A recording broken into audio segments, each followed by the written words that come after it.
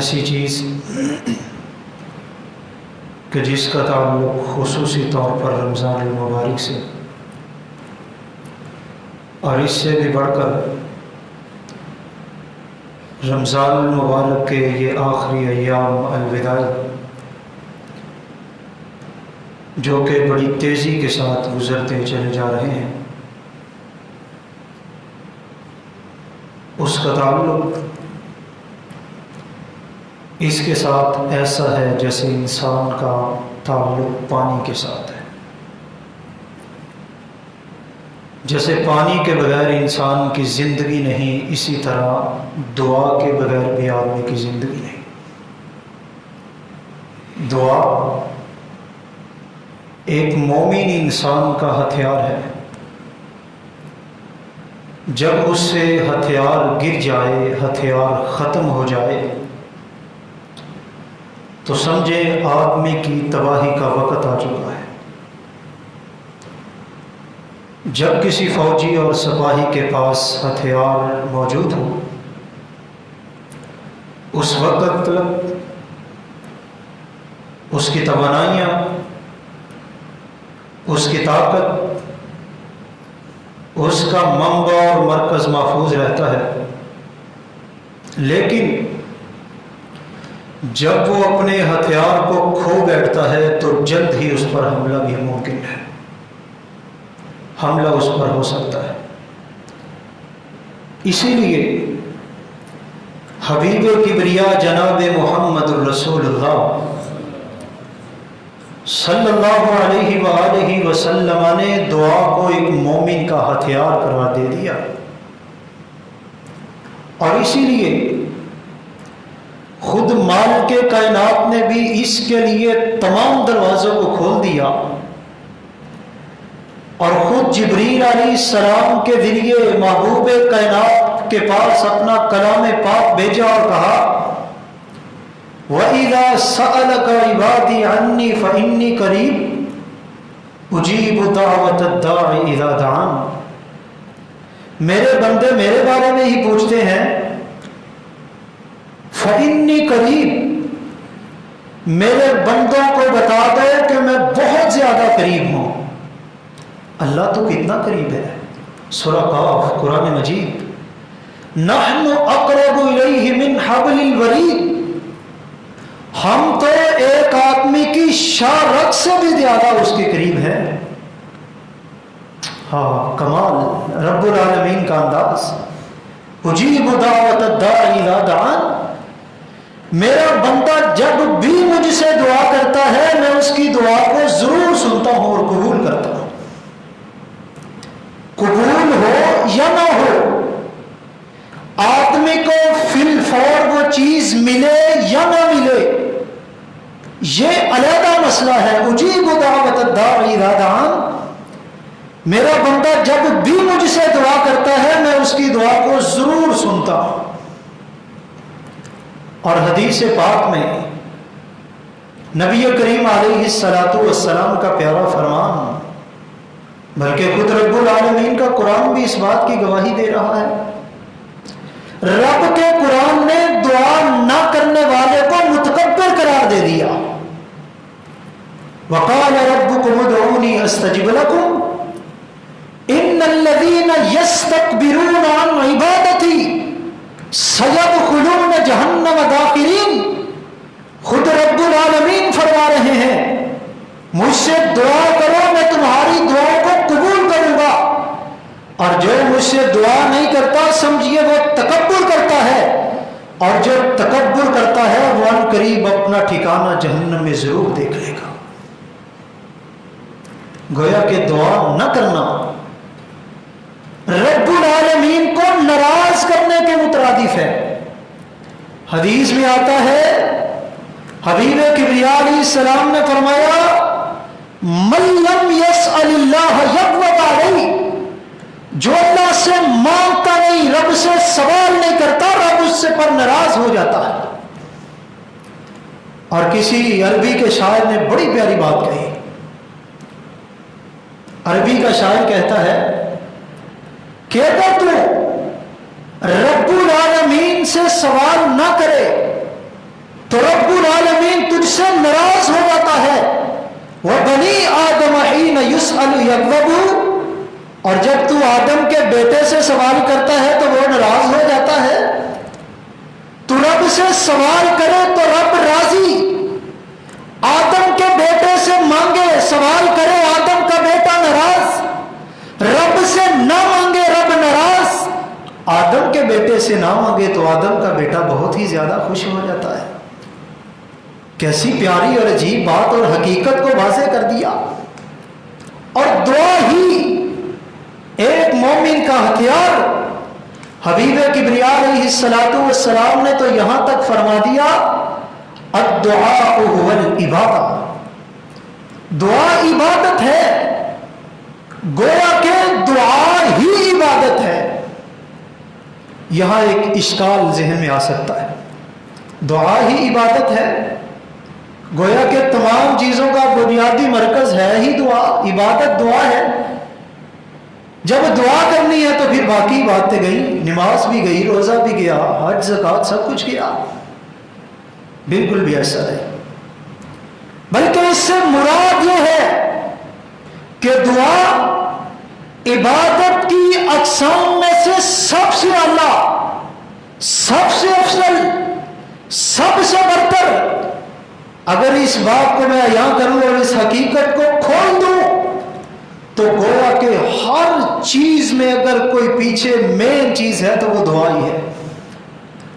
आदमी नमाज पढ़ता है तो क्या कहता है, इय्याका नअबुदु व इय्याका नस्तईन। कुरान मजीद में कई दुआएं मज़कूर है, अल्लाहुम्मा अग़फ़िरली वरहमनी वहदिनी वआफ़िनी वरज़ुक़नी, और एक रिवायत में वजबुरनी के अल्फाज भी मज़कूर हैं। ये क्या है? ये दुआएं हैं। आदमी पूरी नमाज में तशद्दुद में ले लीजिए, आदमी वहां भी दुआएं करता है। जब ज़कात अदा की जाती है तो उस वक्त वो भी दुआ का मौका है। हत्ता कि खुद अल्लाह अहकमुल हाकिमीन ने पैगम्बर अलैहिस्सलाम को हुक्म दिया, वसल्ली अलैहि, पैगम्बर आप इनके लिए दुआएं कीजिए। गोया के दीन का तमाम के तमाम बुनियादी अरकान अगर उनके पीछे कोई महवर है, कोई मंबा है, कोई बुनियाद है तो वो क्या है? वो दुआ ही है। और हमारी हालत और कैफियत क्या है? एक आदमी आता है मस्जिद में, कॉटन का सूट पहना हुआ, बड़ा अच्छा, लशपश है, बाल संवारे हुए, हाथ में घड़ी, उंगली में अंगूठी, बहुत खूबसूरत लग रहा है। शेख साहब मस्जिद में आ रहे हैं, चौधरी साहब मस्जिद में आ रहे हैं। जब मस्जिद में आया, टाइम भी मौजूद है, वक्त भी मौजूद है, सुन्नतें भी अदा की, अभी भी वक्त मौजूद है। दिल के अंदर खटका पैदा हुआ, यार दुआ कर लो। जब हाथ उठाने लगा तो ज़हन में एक सोच आई, यार मेरी दाईं तरफ वाले क्या कहेंगे, बाईं तरफ वाले क्या कहेंगे। सेठ साहब ने केड़ियां लोड़ा थोड़ा पै गई, हम हाथ चुकन तक नो बता गए। ऐसा होता है हमारे मुआशरे में, यह बात मौजूद है। कई लोग हाथ इसलिए नहीं उठाते कि दूसरे देखने वाले मुझे क्या कहेंगे।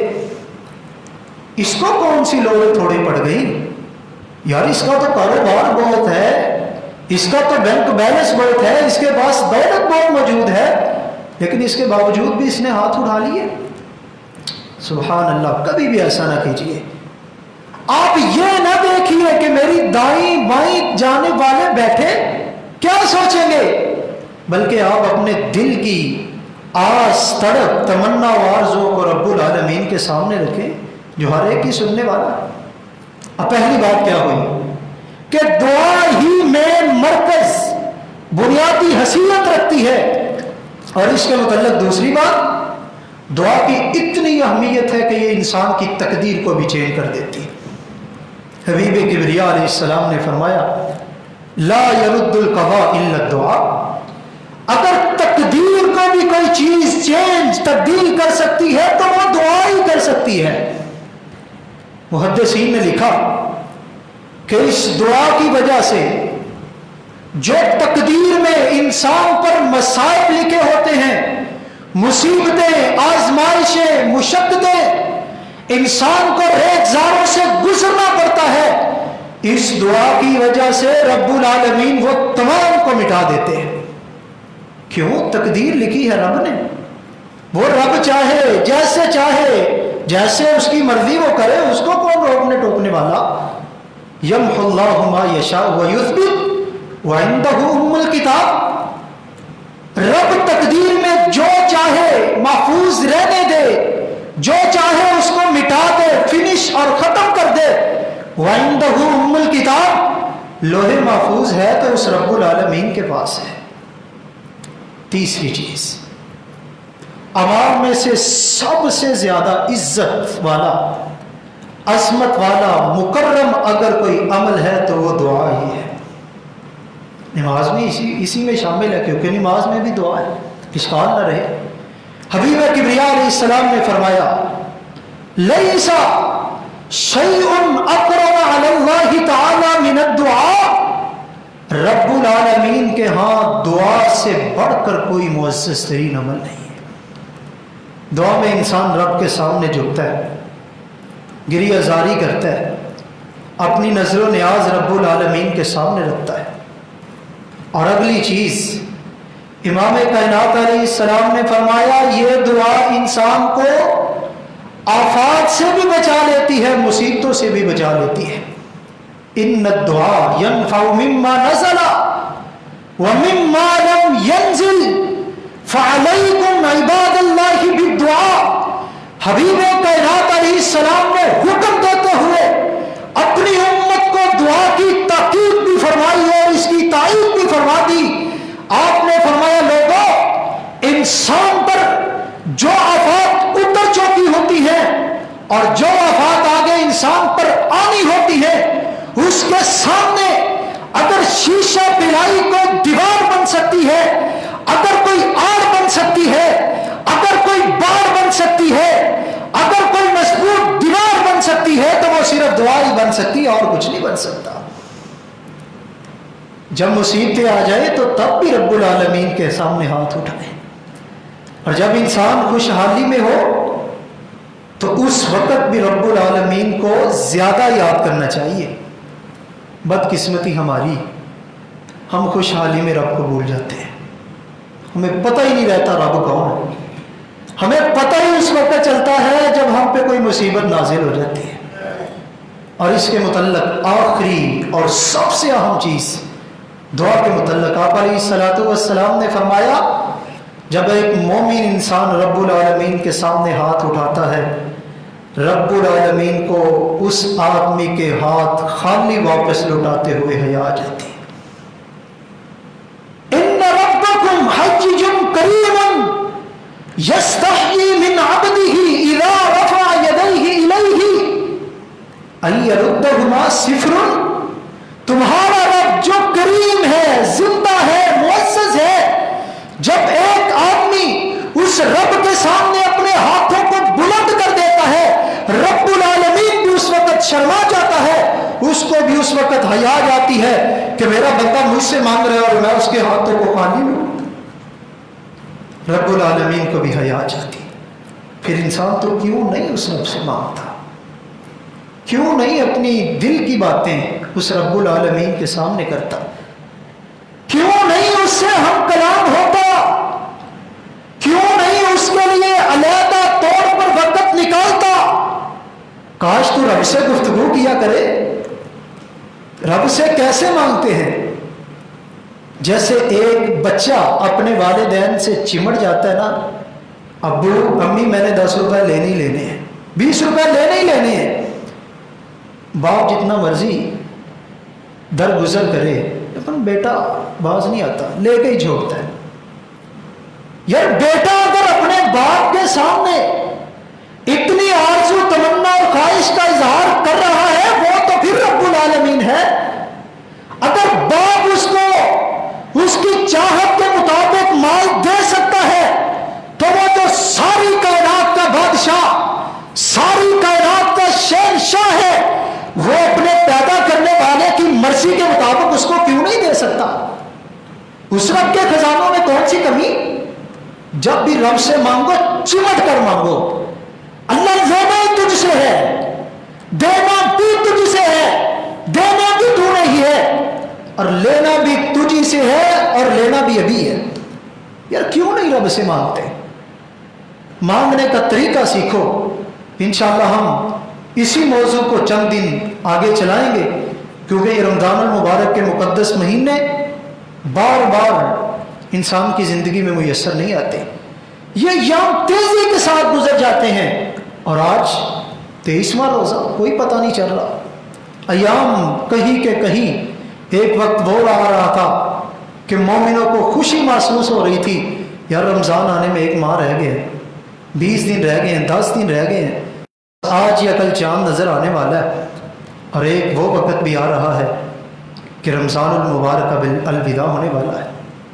लोगों ये सोचो कि रब ने जो तुम्हें जिंदगी दी है, तुम्हारी जिंदगी से भी इसी एतबार से दिन और अय्याम कम होते जा रहे हैं। कभी उस वक्त को भी याद किया करो ना। अगर रब ने हमें इतनी जिंदगी दे दी है तो ये रब की बहुत बड़ी नेमत है। ये रमज़ान मुबारक अब चंद दिन रह गए, खुसूसी तौर पर रब से दुआएं कीजिए, रब को पुकारिए, रब को याद कीजिए। पैगंबर मिंबर पर जलवा फरोज जिब्रील आए और कहा, ऐ मोहम्मद मुस्तफ़ा सल्लल्लाहु अलैहि वसल्लम, जिस आदमी की जिंदगी में रमज़ान मुबारक आया और वो रब से अपने गुनाह ही माफ न करवा सका, वो आदमी बदबख्त है।